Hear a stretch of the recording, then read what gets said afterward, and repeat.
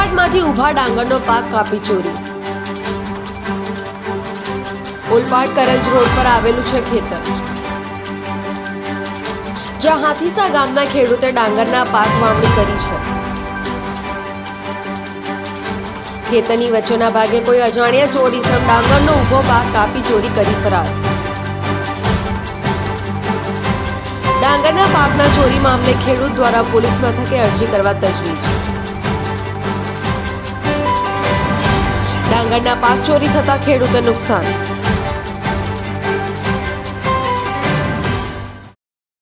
વિપુલભાઈ બળવંતભાઈ પટેલ। વિપુલભાઈ, શું ઘટના બની છે? આપ ખેડૂત ડાંગરની ખેતી કરતા છે, શું ઘટના બની? મારા ખેતરમાંથી ભાત કાપીને લઈ ગયા છે ચોરી કરીને। શું લાગી રહ્યું છે? કેવી રીતે કાપીને કોણ લઈ ગયું લાગે?